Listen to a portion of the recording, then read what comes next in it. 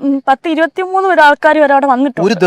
ഒരു ദിവസം വരെ 10-23 ആൾക്കാർ വന്നിട്ട് അവിടുത്തെ ഒരു ദയനീയ അവസ്ഥയുണ്ടല്ലോ, അത് പറഞ്ഞാലൊന്നും ആർക്കും മനസ്സിലായിട്ടില്ല. ഒരു പെണ്ണ് ഒരാളുടെ മുന്നിൽ തുണിമാറുക എന്ന് വെച്ചാൽ അത് അവളുടെ ഭർത്താവിന് മുന്നിലായിരിക്കണം. ഒരിക്കലും മറ്റുള്ളവർക്ക് കാഴ്ചവെക്കാനുള്ള ഒരു പെണ്ണ്. എന്നെ സംബന്ധിച്ച് എനിക്ക് ഒട്ടും അംഗീകരിച്ചു കൊടുക്കാൻ പറ്റാത്തൊരു കാര്യമാണ്.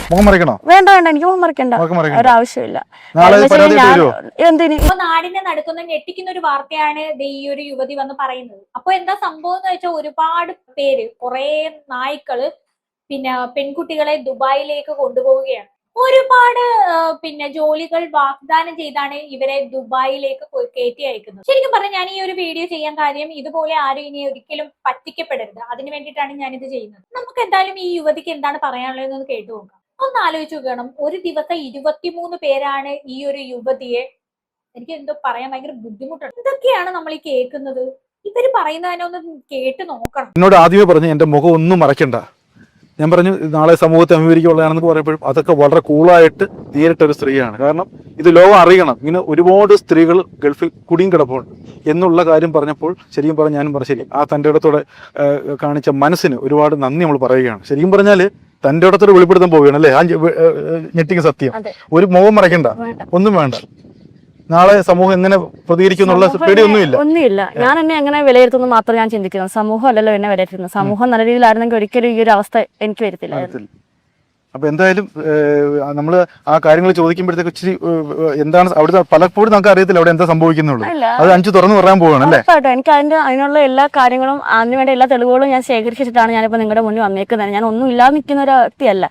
എന്താണ് ഇതിനകത്തൊക്കെ പിന്നുള്ള കാര്യങ്ങൾ ഞാൻ അറിഞ്ഞും പഠിച്ചും വെച്ചിട്ടാണ് ഞാനിപ്പോൾ ഈ സംസാരിക്കാൻ നിൽക്കുന്നത്. അതുകൊണ്ട് എനിക്ക് പേടിയില്ല. എനിക്ക് നേരെ ആരും ഒന്നും പറഞ്ഞാൽ അത് എങ്ങനെ നേരിടാനുള്ള കാര്യത്തിൽ എനിക്ക് ഉറപ്പുണ്ട്. ഒരു കമന്റിന്റെ പുറത്ത് പോലും ഞാൻ ഒരിക്കലും തളരാൻ പോകത്തില്ല. അല്ലെങ്കിൽ അത് നിങ്ങളിപ്പോ ചെയ്ത വീഡിയോ ഡിലീറ്റ് ചെയ്ത ഒരിക്കലും ചെയ്യത്തില്ല. ഞാൻ ഇതിന് എത്രമാത്രം എന്നെ കൊണ്ട് നാളെ ഒരുപാട് പേര് ആ കണ്ണോടെ കാണും. ഒരിക്കലും ഇല്ല. നിങ്ങൾ എന്തായാലും ഇത് ഫുൾ വീഡിയോ നിങ്ങൾ തീർച്ചയായിട്ടും കാണണം കേട്ടോ. നിങ്ങളെല്ലാം കണ്ടു പഠിക്കേണ്ട ഒരു കാര്യമാണ്. കാര്യം ഒരിക്കലും നിങ്ങൾ ചതിക്കുഴികളിൽ പോയി പെടരുത്. അതിന് വേണ്ടിയിട്ടാണ്. മറ്റുള്ളവർ എന്നെ എങ്ങനെ കാണുമെന്നല്ല, ഞാൻ സ്വയം വില കൊടുക്കണം. എന്നാൽ മാത്രമേ എനിക്ക് മറ്റുള്ളവരുടെ മുന്നിൽ എന്നെ കാണിക്കാൻ പറ്റത്തുള്ളൂ. ചെറിയ പ്രായത്തില് ഈ ഒരു സെക്സ് വർക്ക് ചെയ്യേണ്ട അവസ്ഥ വന്നുള്ളതാ അല്ലേ? ഒരു ശരിക്കും പറഞ്ഞാൽ കേട്ടുകേൾവില്ലാത്ത സംഭവമാണ്. എന്താണ് സംഭവം ചുരുക്കി പറയാം. ഇവിടെ ആരാണ് രഞ്ജുവിനെ അവിടെ കൊണ്ടുവന്നത്? ഗൾഫിലെ കൊണ്ടുവന്നത് താരയാണ്. ഒരു സ്ത്രീയാണ് കൊണ്ടുവന്നത്. എന്നിട്ട് അവിടെ ചെന്ന് കഴിഞ്ഞപ്പോഴത്തേക്ക് ആദ്യം പറഞ്ഞെന്ന് വെച്ച് കഴിഞ്ഞാൽ ക്ലീനിങ് ആണെന്നൊക്കെയാ പറഞ്ഞത്. ഒന്ന് കണ്ണടച്ചു കൊടുത്താൽ മതി. അപ്പൊ അവളെ പറഞ്ഞ രീതി വെച്ച് നോക്കുമ്പോഴത്തേക്ക് എനിക്ക് അത്രയും അങ്ങോട്ട് ചിന്തിച്ചെടുക്കാനുള്ള കഴിവില്ലായിരുന്നു സെക്സിന്റെ ആണെന്നുള്ള കാര്യം. അവിടെ ചെന്ന് കഴിഞ്ഞപ്പോഴാണ് ഇങ്ങനെയുള്ള കാര്യങ്ങളാണെന്ന് മനസ്സിലാക്കുന്നത്. അപ്പൊ ഇവിടെ ഞാൻ ചോദിക്കട്ടെ, രഞ്ജുവിന്റെ ഇവിടുത്തെ ജീവിതം വളരെ കഷ്ടമാണോ? വളരെ കഷ്ടം. ഞാനിവിടെ മൈക്രോ ഫിനാൻസ് വർക്ക് ചെയ്യുന്ന സമയത്താണ് എനിക്ക് ഇങ്ങനെ ഒരു കാര്യം പറയുന്നത്. അത് കഴിഞ്ഞ് അവള് പോയി കഴിഞ്ഞ 6 മാസം കഴിഞ്ഞതിന് ശേഷമാണ് ഞാൻ ഇവിടുന്ന് പോകുന്നത്. കുടുംബത്തെ രക്ഷപ്പെടുത്താൻ ആ സെക്സ് ട്രാക്കിന്റെ രീതിയിലല്ല ഞാൻ പോയത്. ഒരു എൻ്റെ ഉണ്ടായ ഡീറ്റെയിൽസ് എല്ലാം എൻ്റെ ഇരിപ്പുണ്ട്. അവര് എനിക്ക് അവിടെ ഒരു ഓഫർ ട്രൈ വന്നു. അങ്ങനെയാണ് ഞാൻ ഇവിടുന്ന് ചെന്നിട്ടും ഞാൻ എൻ്റെതായ നേരായ വഴിക്ക് പോയിട്ടും എനിക്ക് അവിടെ ചെന്നപ്പോൾ അനുഭവപ്പെട്ടത് ഈ സെക്സ് റാക്കറ്റിലാണ് പെടുന്നത്. എന്തൊരു കഷ്ടമാണെന്ന് നോക്കിയത്. നല്ലൊരു ജോലി കിട്ടിയെന്നും പറഞ്ഞാണ് പുള്ളിക്കാരി പോയത്. ശരിക്കും കൊണ്ടുപോയ ഏത് വൃത്തികെട്ടവനാണെങ്കിലും അവൻ അനുഭവിക്കും. എന്തായാലും ബാക്കിയും കൂടെ കേട്ടിട്ട് വരാം. ഈ ആയുർവേദം ഞാൻ ആദ്യമായിട്ട് ഇത് അറിയുന്ന വെച്ചാൽ അമൃത ആയുർവേദ കോളേജ്, അതൊക്കെയാണ്. എൻ്റെ അമ്മായിയമ്മ അവിടെയാണ് ജോലി ചെയ്തത്. അപ്പൊ അങ്ങനെയുള്ള അറിവ് എനിക്കുള്ളൂ. അപ്പൊ അതിന്റെ മറവിൽ അവര് സെക്സ് 100 ദറംസ് വെച്ച് വാങ്ങിച്ചിട്ട് അകത്ത് കയറിയിട്ട് സെക്സ് അവർ ആവശ്യപ്പെടുന്നത്. അത് മലയാളികൾ ഏറ്റവും കൂടുതൽ മലയാളികളാണ്. അതും എനിക്കറിയാവുന്നതും എൻ്റെ പരിചയം ഒരുപാട് ആൾക്കാരും അത് വീണ്ടെടുത്തോളം പല ആൾക്കാരും ഉണ്ടായിരുന്നു. പക്ഷെ ആ സമയത്തൊക്കെ ഞാൻ കരുതി എന്നെ രക്ഷിക്കും, എന്നെ രക്ഷപ്പെടുത്തും എന്നൊക്കെ. പക്ഷെ ശരിക്കും പെട്ടു. എന്ന് വെച്ച് കഴിഞ്ഞാൽ അവിടുന്ന് എങ്ങനെ രക്ഷപ്പെടണം, ഫോണൊക്കെ ഉണ്ടെങ്കിലും അവരുടെ അണ്ടറിലായിരുന്നതല്ല. എങ്ങനെ രക്ഷപ്പെടണം, എന്ത് ചെയ്യണമെന്നൊന്നും അറിയത്തില്ലായിരുന്നു. ഒരുപാട് ആൾക്കാരോട് ഞാൻ പറഞ്ഞു, ഞാൻ ഇങ്ങനെ ജീവിച്ചിട്ട് പെൺകുട്ടിയല്ല, ഞാൻ ഇങ്ങനെയല്ല, നിങ്ങൾ എന്തെങ്കിലും ചെയ്തു തരാൻ പറ്റുമോ? എന്നിട്ട് മനസ്സാക്ഷിയുള്ള കുറച്ച് ആൾക്കാർ മാത്രമേ ഉള്ളായിരുന്നു എന്നെ അവിടുന്ന് മാറ്റി ഒരു നല്ല സേഫായ സ്ഥലത്ത് നിർത്തുകയും എന്നിട്ട് അവിടുന്ന് എന്നെ വന്ന് ഓരോ ആൾക്കാരും പിന്തുടർന്ന് പുറകിൽ വന്ന് അവർക്കും പേടിയായിപ്പോയി. കാര്യം ഇത് നടത്തുന്ന ആൾക്കാർക്കും പേടിയായിപ്പോയി. ഞാൻ ദുബായ് ദൈറയിലാണ് ഏറ്റവും കൂടുതൽ. പക്ഷെ ദൈറ മാത്രമല്ല, അവിടെ അജ്മാൻ, ഷാർജയിൽ എനിക്ക് അങ്ങനെ അറിയത്തില്ല, അജ്മാൻ അങ്ങനെയുള്ള ഒരുപാട് സ്ഥലങ്ങളിൽ സ്പായുടെ മറവിലും അതുപോലെ ഫ്ലാറ്റുകളിലും ഒക്കെയാണ്. ഫ്ലാറ്റുകൾ ഇങ്ങനെ ഫാമിലി താമസിക്കുന്ന രീതി താമസിച്ചിട്ട് ഫ്ലാറ്റുകളിൽ ഇങ്ങനെ റൂമൊക്കെ എടുത്തിട്ട് അവിടെ ആണുങ്ങളെ വിളിച്ചു വരുത്തി. അത് കൂടുതൽ വരുന്ന മലയാളികളാണ് വരുന്നത്. അതാണ് ഇതിന്റെ ഒരു വൈചിത്ര്യം അല്ലേ? അപ്പൊ ഈ മലയാളീസ് ശരിക്കും സെക്സ് ചെയ്യാൻ വേണ്ടി മാത്രമേ വരുന്നത്. അതെ, അപ്പൊ എന്നിട്ട് വേറെ എന്താ അർത്ഥമല്ലേ? അപ്പൊ അവര് വരുമ്പോഴത്തേക്ക് ഇത് അവസ്ഥ പറഞ്ഞു അവസ്ഥ പറയുമ്പോഴത്തേക്ക് അതിനകത്ത് എനിക്ക് ഒരു 7 പേരുണ്ടായിരുന്നു. ആ ആൾക്കാരാണ് എന്നെ രക്ഷിച്ചത്. എന്നെ എന്റേതായ രീതി അല്ല ഇവരോടൊക്കെ പറയോ? അവരോട് പറയും. ഞാൻ ഓൾറെഡി അവർ പറയുന്നത് വെച്ച് കഴിഞ്ഞാൽ ആൾക്കാർ വരുമ്പോൾ പൈസ വാങ്ങിച്ച് നമ്മൾ റൂമിനകത്തോട്ട് കയറുമ്പോഴത്തേക്ക് അകത്ത് ചെല്ലുമ്പോഴത്തേക്ക് നമ്മളോട് ആവശ്യപ്പെടുന്ന ഡ്രസ്സ് ഊരാനൊക്കെ. പക്ഷെ എന്നെ സംബന്ധിച്ച് എനിക്ക് അതിനൊരു താല്പര്യമില്ല. പക്ഷെ ഞാൻ ആദ്യമേ എൻ്റെ കാര്യങ്ങളൊക്കെ പറഞ്ഞു, എൻ്റെ അടുത്തുനിന്ന് വരുന്നതാണ് ഇന്നതാണെന്നൊക്കെ പറഞ്ഞപ്പോഴത്തേക്ക് അതിനകത്ത് 7 മനുഷ്യർ മാത്രമേ ഉള്ളായിരുന്നു. അത് കേട്ടിരുന്നിട്ട് എന്നെ ഹെൽപ്പ് ചെയ്ത, അവിടുന്ന് രക്ഷപ്പെടുത്തി എന്നെ മാറ്റിയത്. ബാക്കി വന്നവരെല്ലാവരും എന്നെ ഉപയോഗിക്കുക തന്നെ ചെയ്തിട്ടുണ്ട്. അപ്പൊ ഇവര് പറയുന്നത് എന്താന്ന് വെച്ച് കഴിഞ്ഞാൽ മലയാളികളായ കുറെ പേരും ഇവളെ ഉപദ്രവിക്കാൻ വേണ്ടി വന്നപ്പോ ഇവര് പറഞ്ഞു, ഞാൻ ഇന്ന പോലെ പ്രശ്നത്തിൽ പെട്ടിരിക്കുകയാണ്, എനിക്ക് ഇന്ന പോലെ ആണെന്നെല്ലാം പറഞ്ഞിട്ട് പോലും ആ മലയാളികളായിട്ടുള്ള അവന്മാരും ഇവളെ ഉപദ്രവിച്ചു എന്നാണ് പറയുന്നത്. വളരെ സങ്കടപ്പെടുന്ന ഒരു വാർത്ത തന്നെയാണിത്. എന്തായാലും ഇത് കേട്ടിട്ട് ഇതിന്റെ അവസാനം ഇതിന്റെ പേരിൽ ആരാണുള്ളതെന്നൊക്കെ നമുക്കൊന്ന് ചർച്ച ചെയ്യാനുണ്ട്. ബാക്കിയും കൂടെ കണ്ടുപോകാം. ഒരു കാരണമില്ല. കാര്യം ആ സമയത്ത് എനിക്ക് എനിക്ക് എന്റെ ജീവൻ നിലർത്തുക എന്നുള്ളതല്ലാതെ അതിന് തയ്യാറായി കൊടുക്കാൻ അല്ലാതെ വേറെ ഒരു ഓപ്ഷൻ എന്റെ മുന്നിൽ ഇല്ലായിരുന്നു. കാര്യം എനിക്ക് 2 മക്കളുണ്ട്, ഒരു മോളും ഒരു മോനും ഉണ്ട്. എനിക്കൊരു കുടുംബമുണ്ട്, ഞങ്ങൾ ട്വിൻസ്. എന്നെ പോലെ ഒരാളും കൂടെ ഉണ്ട്. പിന്നെ ചേച്ചിയുണ്ട്, അച്ഛനമ്മ, അവരെയൊക്കെ നോക്കുന്നത് ഞാൻ. ഒരു സമയം വരെ ഞാൻ ഇവിടുന്ന് പോകുമ്പോൾ വരെ അവരെ നോക്കും. ഞാൻ നല്ല രീതിയിൽ ഞാൻ ജീവിച്ചൊരു വ്യക്തിയായിരുന്നു. അപ്പൊ അതെല്ലാം നാട്ടിൽ തിരിച്ചുപോയി എനിക്കത് അറിയിക്കണം. എന്നെപ്പോലെ ഒരുപാട് പിള്ളേർ അവിടെ നിന്നിട്ട് ഞങ്ങളെ കൊണ്ട് രക്ഷിക്കുമെന്നും പറഞ്ഞ് ഓരോരുത്തർ പറയുമ്പോൾ എന്ത് ചെയ്യണം. കൂടുതൽ മലയാളീസ് അതിനകത്ത് അറിഞ്ഞു വരുന്ന ആൾക്കുണ്ട്. അത് നമ്മുടെ അമ്മയുടെ പ്രായമുള്ള ആൾക്കാരൊക്കെയാണ് അവിടെ നിൽക്കുന്നത്. അവർക്കൊന്നും ഒരു കുറ്റബോധം ഇല്ല. അവിടെ മകനാണോ വരുന്നത് അല്ലെങ്കിൽ എന്തോ ആങ്ങളെ ഒന്നും നോക്കാതെ അവർക്ക് എല്ലാം ഈസി ആയിരുന്നു. എല്ലാവർക്കും പലരും അബുദാബിയിലും പലയിടത്തും എന്നെ കൊണ്ടുപോയിട്ടുണ്ടായിരുന്നു. എൻജോയ് ചെയ്യുന്നവരും ഉണ്ട് അവിടെ. അപ്പൊ ഇത് എങ്ങനെയാണ് ഓരോ കസ്റ്റമേഴ്സ് വരുമ്പോൾ നിങ്ങൾക്ക് പ്രത്യേകം പൈസ തരുമോ? അവിടെ ആദ്യമായിട്ട് ചെല്ലുന്നവർക്ക് ഇവർ പോസ്റ്റ് ഒക്കെ ഇടുന്നതെന്ന് വെച്ച് കഴിഞ്ഞാൽ ഞങ്ങളുടെയൊക്കെ നമ്പർ വാങ്ങിച്ച് ഇവർ സേവ് ചെയ്തിടും. എന്നിട്ട് പോസ്റ്റ് ഒക്കെ ഇടുന്നതെന്ന് വെച്ച് കഴിഞ്ഞാൽ ന്യൂ മല്ലു കമ്മിങ് എന്നൊക്കെ പറഞ്ഞിടും. അപ്പോഴത്തേക്ക് പുതിയ ആളുകൾ പെണ്ണുങ്ങൾ വന്നും പറഞ്ഞ് കുറെ ആൺപിള്ളേർ ഇങ്ങനെ വരും.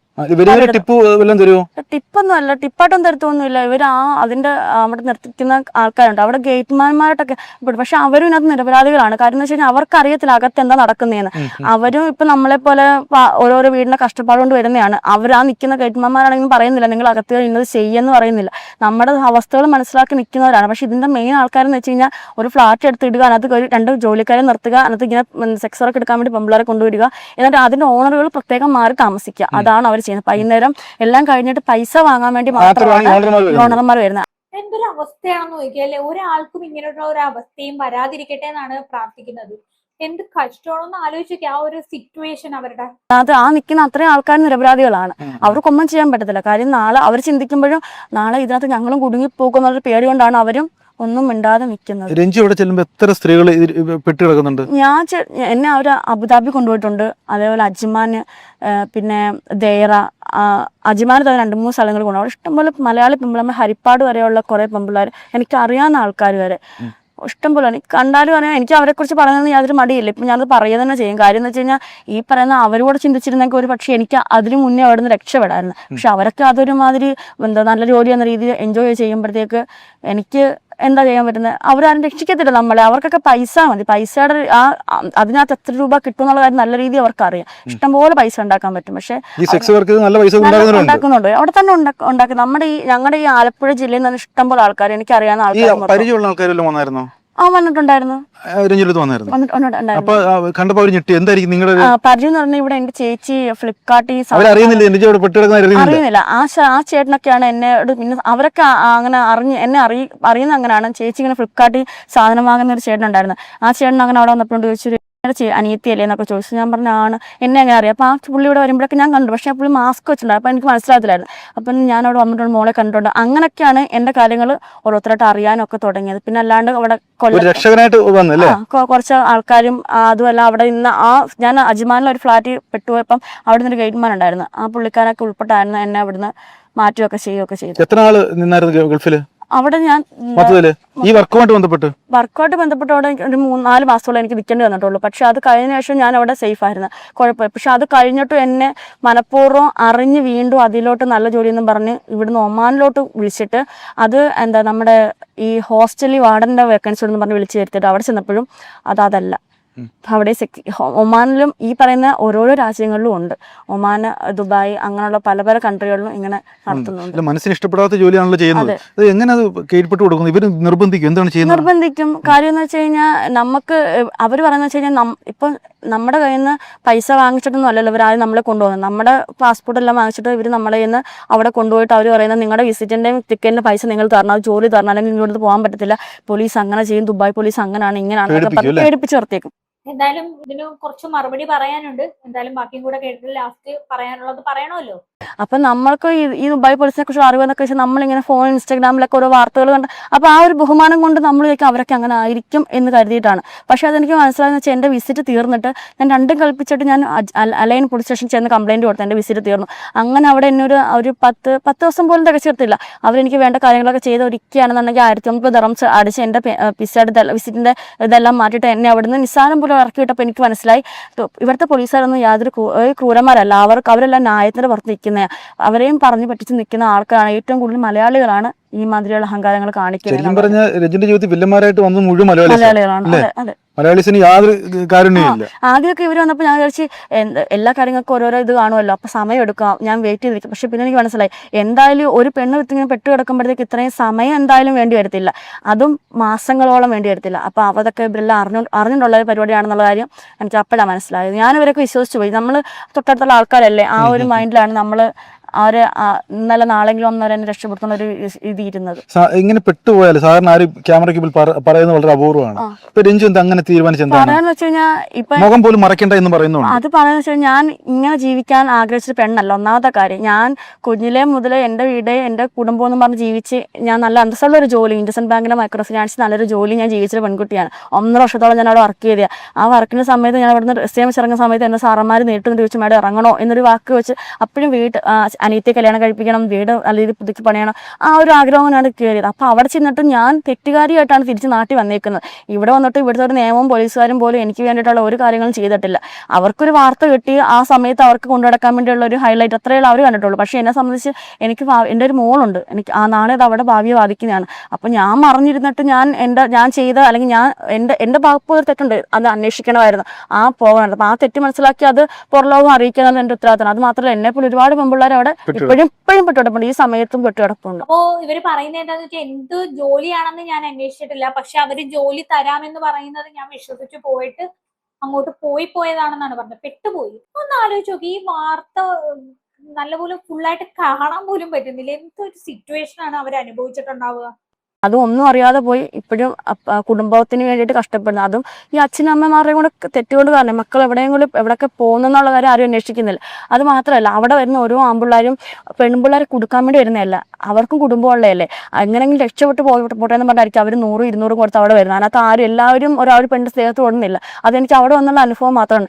അപ്പൊ അവർക്കൂടെ അതും ലാസ്റ്റ് വരുന്ന ആണുങ്ങളുടെ മണ്ടയ്ക്കാണ് വരുന്നത്. ആണുങ്ങൾ കാരണമാണ്, എല്ലാവരും മൊത്തം സ്ത്രീ സമൂഹത്തെ മാത്രമേ പൊക്കി അറിയത്തുള്ളൂ. പക്ഷെ എന്നെ സംബന്ധിച്ച് ഞാൻ പറയുന്നത് വെച്ചാൽ ആൺപിള്ളേർ കാരണമാണ് എല്ലാ പെണ്ണും രക്ഷപ്പെട്ട് പോകുന്നത്. ആണുങ്ങളുടെ ഇത് കഴിവുകൊണ്ട് മാത്രമാണ് ഞാൻ അവിടെ രക്ഷപ്പെട്ടത്, അല്ലാതെ ഒരു പെണ്ണിനെ കഴിവുകൊണ്ടിട്ടില്ല. ഈ രക്ഷിച്ച ആൾക്കാർ എന്നെ ഉപയോഗിച്ചിട്ടില്ല. ആണുങ്ങളായിട്ട് ഏറ്റവും കൂടുതലും പെണ്ണുങ്ങളാണ് ഇതിനകത്ത് അതിന്റെ മെയിൻ ആയിട്ട് ആൾക്കാർ നിൽക്കുന്നത്. ആലപ്പുഴയും എല്ലാ ജില്ലകളിൽ നിന്ന് ഓരോരോ ആൾക്കാരുണ്ട്. അപ്പൊ ഇതുപോലെ ഒരുപാട് സ്ത്രീകൾ ഇങ്ങനെ പെട്ട് കിടക്കുന്നുണ്ട്. അപ്പൊ അതുകൊണ്ടാണ് ധൈര്യപൂർവ്വം മുഖം പോലും മറക്കണ്ട എന്ന് പറഞ്ഞു വന്നേക്കുന്നത് അല്ലേ? മുഖം മറക്കണോ? വേണ്ട, എനിക്ക് മുഖം മറക്കണ്ട, ഒരാവശ്യമില്ല. എന്തിനും ഇല്ല. ഞാനിപ്പോ ഇത് കണ്ട് ഒരുപാട് ആൾക്കാർ നമ്പർ തപ്പിയൊക്കെ എടുത്ത് വിളിച്ചാലും ഞാൻ കൊടുക്കുന്ന മറുപടി ഞാൻ കൊടുക്കും. കാര്യം പുറലോകം അറിയണമെന്നുള്ളത് എന്റെയും കൂടെ ആവശ്യമാണ്. എനിക്ക് ഒരു മോളുണ്ട്, അവർ നാളെ വളർന്നവരുമാണ്. നാളെ അവർക്കൊരു അവസ്ഥ എന്ന് കഴിഞ്ഞാൽ അന്ന് ഞാൻ ഓർത്ത് സങ്കടപ്പെടേണ്ടി വരും. ഞാൻ അന്ന് അത് തുറന്ന് പറഞ്ഞിരുന്നെങ്കിൽ എന്റെ മക്കൾക്ക് ഒരു അവസ്ഥ വരത്തില്ലല്ലോ. അപ്പം എന്നെ പോലെ ഞാൻ വളർത്തുന്ന പോലെ ഒരുപാട് അച്ഛനമ്മമാർ ഈ പ്രായത്തിലുള്ള കുഞ്ഞുങ്ങളെ വളർത്തുന്നുണ്ട്. ഒരുപാട് സ്വപ്നങ്ങൾ കണ്ടിട്ട് ഞാൻ കണ്ട സ്വപ്നങ്ങളൊക്കെ ഒരു നിസ്സാര സമയം കൊണ്ട് അവരെല്ലാം കളഞ്ഞത്. ഞാനിപ്പോ ഇവിടെ കല്യാൺ സിൽക്സ് ജോലിക്ക് കയറിയായിരുന്നു. പക്ഷെ ഇപ്പം കുറച്ച് നാളെ കൊണ്ട് അറിയട്ടെ, കുഴപ്പമില്ല. ഞാനിപ്പോ എവിടെ ഒരു ജോലിക്ക് ചെന്നാലും ഞാൻ എന്റെ പാസ്റ്റ് ഓൾറെഡി പറഞ്ഞിട്ട് ഞാൻ ജോലിക്ക് കയറാറുള്ളൂ. കാരണം എന്നെ കുറിച്ച് ഒരാള് മറ്റുള്ളവരോട് പറഞ്ഞറിഞ്ഞു ഇതിനെക്കാട്ടി നല്ലത് ഞാൻ പറഞ്ഞറിയാൻ ആണ് ഞാൻ ആഗ്രഹിക്കുന്നത്. അല്ല ഇത്തരത്തിലേ ഗൾഫിൽ എന്താ നടക്കുന്ന ആർക്കും അറിയത്തില്ല. അറിയത്തില്ല. ഇതിപ്പോ രഞ്ജുന്റെ പക്ഷെ വായ ആർക്കും അറിയാത്തതല്ല, അല്ല അറിഞ്ഞിട്ട് ആരും അറിയാത്ത രീതി നടക്കുന്നതാണ്. അല്ല ഇങ്ങനെ ധൈര്യപൂർവ്വം വന്നേക്കുന്നത് ഇയാൾ മാത്രമേ ഉള്ളൂ. ആ. അപ്പൊ അത് പലരും മൂടി വെക്കും, പക്ഷെ ധൈര്യപൂർവ്വം പറയുന്നു അല്ലേ. അത് നാളെ ഒരു സമയത്ത് തെറ്റാൻ തോന്നിയാലോ? ഒരിക്കലും തോന്നത്തില്ല, കാരണം ഞാൻ അറിഞ്ഞുപോയി ചെയ്ത തെറ്റല്ല. ശരിക്കും പറഞ്ഞാൽ ഇതിനകത്ത് മുഖ്യമന്ത്രി വി ഡി സതീശൻ ഇടപെടണമെന്നാണ് എന്റെ അഭിപ്രായം. കാര്യം ഇത് നല്ലപോലെ അന്വേഷിക്കണം, ഇതിൽ ആരാണ് ഇതിന്റെ പിന്നിൽ കളിച്ചിട്ടുണ്ടാവുക എന്നുള്ളത്. ശരിക്കും പറഞ്ഞാൽ ഇവർക്കൊരു നീതി വാങ്ങിച്ചു കൊടുക്കണം നമുക്ക്. കാര്യം എന്താണെന്ന് വെച്ചാൽ ഒന്ന് ആലോചിച്ച് നോക്കുക, ഇതുപോലെ എത്രയോ പെമ്പിള്ളാരെ കൊണ്ടുപോയി കാണും ഇവര് മുന്നോട്ട് വരുന്നുണ്ട്, മുഖം മറയ്ക്കേണ്ടെന്ന് വരെ പറയുന്നുണ്ട്. എന്താണ് അവര് ആൾക്കാർ അറിയട്ടെ എന്നുള്ള രീതിയിലാണ് അവര് സംസാരിക്കുന്നത്. ഇനി ഒരു പെണ്ണിനും ഇങ്ങനെ ഒരു ഇത് വരരുത്. ഇതൊക്കെ തെറ്റാണ്. കാരണം എന്ന് വെച്ച് കഴിഞ്ഞാൽ ഒരു പെണ്ണ് ഒരാളുടെ മുന്നിൽ തുണിമാറുക എന്ന് വെച്ചാൽ അത് അവളുടെ ഭർത്താവിന് മുന്നിലായിരിക്കണം, ഒരിക്കലും മറ്റുള്ളവർക്ക് കാഴ്ചവെക്കാനുള്ള ഒരു പെണ്ണ്. എന്നെ സംബന്ധിച്ച് എനിക്ക് ഒട്ടും അംഗീകരിച്ചു കൊടുക്കാൻ പറ്റാത്തൊരു കാര്യമാണ്. കാര്യം ഓരോ ദിവസം ഞാൻ അവിടെ കരയുമായിരുന്നു. അത് എന്ത് ചെയ്യണം. ഒരു ദിവസം എത്ര കസ്റ്റമേഴ്സ് വരും? 10-23 ആൾക്കാർ വരെ അവിടെ വന്നിട്ടുണ്ട്. ഒരു ദിവസം വരെ 10-23 ആൾക്കാർ വന്നിട്ട് അവിടുത്തെ ഒരു ദയനീയ അവസ്ഥയുണ്ടല്ലോ, അത് പറഞ്ഞാലൊന്നും ആർക്കും മനസ്സിലാകത്തില്ല. ഞാൻ അവിടെ പറഞ്ഞ് മനസ്സിലാക്കാൻ ഒരുപാട് ശ്രമിച്ചു. അല്ല ഞാൻ ചോദിക്കുന്നത്, ഒരു ദിവസം 23 എടുത്തിട്ടുണ്ട്, 23 കസ്റ്റമർ വരെ വന്നിട്ടുണ്ട്. വല്ലാത്തൊരവസ്ഥ. അപ്പൊ ശരിക്കും പറഞ്ഞ പിഴിഞ്ഞെടുക്കുവരല്ലേ? അതെ, ഒരു ദാക്ഷിണ്യമില്ല. ഇതിപ്പോ ഞാൻ പുറത്ത് പറയുമ്പോൾ പല ആൾക്കാരും പല രീതി കമന്റ് ഇടും, പക്ഷെ അതൊന്നും എന്നെ ബാധിക്കുന്ന വിഷയമല്ല. സത്യം എന്താണ്, ഞാൻ എന്താണ് അനുഭവിച്ചുള്ള എനിക്ക് ബോധമുള്ള കാര്യം. മറ്റുള്ളവർ പറയുന്ന ഒരു വാക്കുകളും എന്നെ എൻ്റെ കുടുംബത്തെ കേൾക്കത്തില്ല. ഇപ്പൊ ഇത് എനിക്ക് വേണ്ടി മാത്രമല്ല സംസാരിക്കുന്നത്, എനിക്ക് അതിന് ഒരുപാട് പെമ്പിളാർ ഈ പറഞ്ഞ താരെന്ന് പറയുന്ന ആ കുട്ടിയും ചേട്ടാ അവരൊന്നും മനഃപൂർവ്വം പോയി പെട്ടേയല്ല. കുടുംബത്തിന്റെ പശ്ചാത്തലം കൊണ്ട് മാത്രം ആ കുട്ടിയും പോകുന്നതാണ്. അവരുടെ കുടുംബ സാഹചര്യം, അവൾക്കൊരു കുട്ടിയുണ്ട്, അതൊക്കെ ആലോചിച്ചാണ് അവളും പോയേക്കുന്നത്. പക്ഷെ അത് അവൾക്കും അവിടുന്ന് മാറണമെന്നുണ്ടാലും ഞാൻ അവിടെ ചെന്ന് അവിടെ നിർബന്ധിച്ചിട്ടുണ്ട്. പക്ഷെ അവളെ ഇത് പറഞ്ഞെല്ലാം പേടിപ്പിച്ച് നിർത്തിയേക്കുന്നുണ്ട്. അവൾക്ക് എന്ത് ചെയ്യണമെന്ന് അറിയാൻ പറ്റുന്ന അവസ്ഥയായിരുന്നു. അതുകൊണ്ടാണ് ഞാൻ പോലും താരയുടെ പേര് കൊണ്ട് ഒരു കേസ് പോലും കൊടുക്കാൻ. കാര്യം അവൾ എന്താണെന്നുള്ള കാര്യം എനിക്കറിയാം. കുറച്ച് നാൾ അവൾ എൻ്റെ കൂടെ ഉണ്ടായിരുന്നു. ആ ഒരു സമയം നാട്ടിൽ നിന്ന സമയത്താണെങ്കിലും അവളെ എനിക്കറിയാമായിരുന്നു. ആ ഒറ്റ കാര്യം കൊണ്ടാണ് ഞാൻ അവളുടെ എതിരെ പോയി യാതൊരു കേസും കൊടുക്കാഞ്ഞത്. ശരിക്കും പറഞ്ഞാലേ ഒരു പെൺകുട്ടി ധൈര്യപൂർവ്വം പറയുകയാണ്. നാല് ചങ്ക് പൊട്ടുന്ന വേദനയോടാണ് ആ പെൺകുട്ടി പറയുക. കൊച്ചാ അറിയാലോ, നമ്മുടെയൊക്കെ സഹോദരിയാണ്. ഞാൻ കാര്യം പറയട്ടെ, ഈ ഒരു വീഡിയോ എല്ലാവരും ഒന്ന് ഷെയർ ചെയ്യണം. കാര്യം എന്താണെന്ന് വെച്ച് കഴിഞ്ഞാൽ ഇത് 4 ആളുകളിലേക്ക് എത്തണം. പ്ലീസ് ലൈക്കും സബ്സ്ക്രൈബും കമന്റും ഒക്കെ ചെയ്താൽ എല്ലാവരിലേക്കും നോട്ടിഫിക്കേഷൻ ചെല്ലും. അതുപോലെ തന്നെ ഒരുപാട് പേരിലേക്ക് റെക്കമെൻഡേഷൻ ചെല്ലും. അങ്ങനെയാണെന്നുണ്ടെങ്കിൽ ഒരുപാട് പേര് ഈ ഒരു വീഡിയോ കാണി ഈ സ്ത്രീക്ക് എങ്ങനെയെങ്കിലും ഒന്ന് നീതി കിട്ടണം, നീതി വാങ്ങിച്ചു കൊടുക്കണം. നമ്മൾ അങ്ങനെ സർക്കാർ ഇടപെടും. അതുകൊണ്ടാണ് പറയുന്നത്. ആ സഹോദരിയാണ് ചില കാട്ടാളന്മാര് ഈ പിഴിഞ്ഞെടുത്തെന്ന് പറയും. പച്ചമലത്തെ അതാണ് പറയുന്നത്. 23 കസ്റ്റമേഴ്സൊക്കെ ഒരു സമയത്ത് വരുമെന്ന് വെച്ചാൽ ഒരു പെൺകുട്ടി സഹിക്കുന്ന അപ്പുറമാണ്, കണ്ണ് നിറഞ്ഞ പാവത്തിൻ്റെ. എന്തായാലും ഇതുപോലെ ഒരുപാട് പെൺകുട്ടികൾ അവർക്ക് വേണ്ടിയാണ് ഈ യുവതി സംസാരിക്കുന്നത്. ജീവിക്കാൻ മാർഗമില്ലാതെ ആ കെട്ടിടത്തിനുള്ളിൽ കുടുങ്ങി കിടക്കുന്ന ഒരുപാട് പേരുണ്ട്. എന്തായാലും തീർച്ചയായിട്ടും കണ്ണ് തുറക്കേണ്ട സംഭവമാണ്. ഇപ്പോൾ കൊണ്ടുപോകുന്ന ഒരു ക്ലിനിക് എന്ന് പറഞ്ഞ് ഈ പാവത്തിനെ കൊണ്ടുപോയി അവിടെ സെക്സൽ ആക്ടിവിറ്റി അല്ലേ. അങ്ങനെ ഒരുപാട് പേര് പല ജോലി പറഞ്ഞിട്ടാണ് കൊണ്ടുപോകുന്നത്. എന്തായാലും ഒരുപാട് പെൺകുട്ടികൾ പ്രതിനിധിയായിട്ട് ധൈര്യപൂർവ്വം പറഞ്ഞ അവിടെ ചെന്നിട്ട് നമ്മൾക്ക് എംബ്രൈഡ് സർജറി അടിക്കുമ്പോഴത്തേക്ക് നമ്മൾ ചെയ്യിക്കുമ്പോൾ ജോലിയില്ല.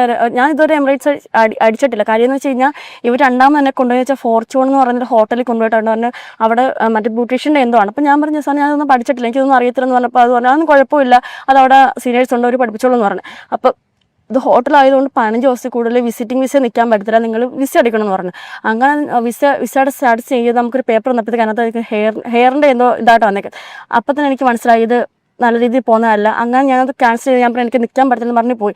അങ്ങനെ ഗൾഫിൽ പോകത്തില്ല. ഞാൻ പോകത്തില്ലെന്നല്ല, എനിക്ക് പോകണം. കാര്യം എനിക്ക് നല്ലൊരു ജോലി നോക്കി. ഞാൻ ഒരിക്കലും ഞാൻ വരത്തില്ല. അവിടുത്തെ പോലീസുകാർ, അവിടുത്തെ ആ നിയമം, എനിക്ക് മലയാളികളെയാണ് അവിടുത്തെ പേടി. എനിക്ക് അവിടുത്തെ പോലീസുകാർ കാര്യം അവർ കാണിച്ച മര്യാദയാണ് ഞാൻ ഇന്ന് എന്റെ ജീവനോട് ഞാൻ ഇവിടെ നിൽക്കുന്നത്.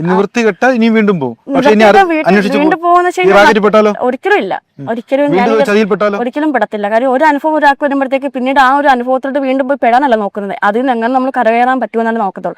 ഒരിക്കലും ഞാൻ അങ്ങനെ ഒന്ന് ആലോചിച്ച് കഴിഞ്ഞാൽ എന്റെ ജീവിതം വെച്ച് നോക്കുകയാണെന്നുണ്ടെങ്കിൽ ഒരിക്കലും ഞാൻ അങ്ങനെ പോയി പെടേണ്ട ഒരു പെണ്ണല്ലായിരുന്നു. പക്ഷേ ആ ജീവിത സാഹചര്യത്തിൽ എനിക്ക് എന്നെ ഒന്ന് താങ്ങാൻ നിർത്താൻ അല്ലെങ്കിൽ ആ സമയത്ത് സപ്പോർട്ട് ചെയ്യാൻ വേണ്ടി ആരും ഇല്ലാതായിപ്പോയി.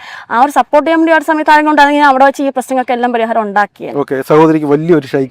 ശരിക്കും രമേശ് ചെന്നിത്തല ഈ പുള്ളിക്കാരിയെ വിളിപ്പിച്ചിട്ട് ഇവരോട് ചോദിക്കുക, ഇതിന്റെ തുടക്കം മുതൽ അവസാനം വരെയുള്ള കാര്യങ്ങൾ ചോദിച്ചു മനസ്സിലാക്കി അവന്മാരെ പിടിച്ച് തക്കതായ ശിക്ഷ തന്നെ കൊടുക്കണമെന്നാണ് ഞാൻ പറയുന്നത്. അവരെല്ലാരെയും നിയമത്തിന് മുന്നിൽ കൊണ്ടുവരണം. ഈ ഒരു യുവതിക്ക് തീർച്ചയായിട്ടും നീതി വാങ്ങിച്ചു കൊടുക്കണമെന്നാണ് ഞാൻ പറയുന്നത്. ശരിക്കും പറഞ്ഞു കഴിഞ്ഞാൽ ഇത് വിടരുത്, ഈ ഒരു ന്യൂസ് വിടരുത്. ദയവ് ചെയ്ത് ഇതിന്റെ ഒരു തക്കതായ ഒരു ശിക്ഷ അവർക്ക് വാങ്ങിച്ചു കൊടുത്തേ പറ്റത്തുള്ളൂ. അതുപോലെ തന്നെ എനിക്ക് വേറൊരു കാര്യം പറയാനുള്ളത്, ദയവ് ചെയ്ത് ഈ ഒരു യുവതിക്ക് നല്ലൊരു ജോലിക്ക് വേണ്ടിയിട്ടാണല്ലോ അവര് പോയി അവർ ഇത്രയും അനുഭവിച്ചത്. അതുകൊണ്ട് ദയവ് ചെയ്തൊരു ജോലി വാങ്ങിച്ചു കൊടുക്കണമെന്നാണ് എൻ്റെ ഒരു അഭ്യർത്ഥന.